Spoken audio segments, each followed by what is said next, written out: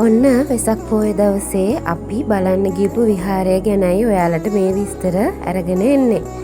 ඔයාලා මේ දකින්නේ ඓතිහාසික පුරාණ ලෙන් විහාරයක් වන හකුරුගල රජමහා විහාරය.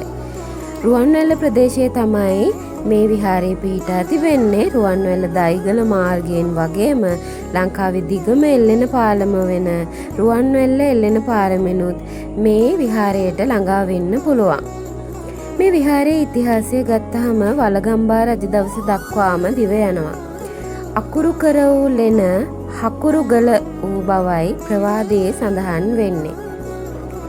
කටාරම් කපපු ලෙනක් වන මෙහි ලස්සන බිතුසිතුවම් වගේම ලෙන් චිත්‍ර වගේම පඩි 100කට වැඩි ගල් පඩි පෙළ මේ විහාරයේ වටිනාකම තවත් වැඩි කරවනවා.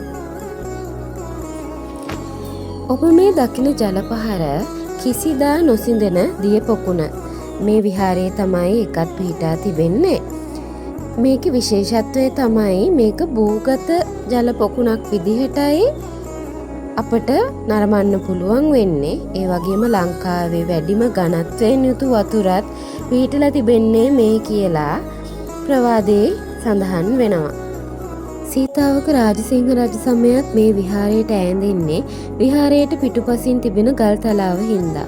රාජසිංහ රජු රාජතහත්ත යුද්ධයට යද්දී බිසෝවරු 7 දෙනා ආරක්ෂාවට රඳවා තබන්නේ මේ ගල් තලාවේ. රජු යුද්ධයෙන් පෙරදුනා කියන වැරදි ආරංචියට රැවටිලා බිසෝවරු මේ ගල් තලාවෙන් පැනලා දිවි තොර කරගත් නිසා මේ ගල් තලාව බිසෝ පැන්න ගල ලෙස වූ බව ජනප්‍රවාදයේ සඳහන් වෙනවා.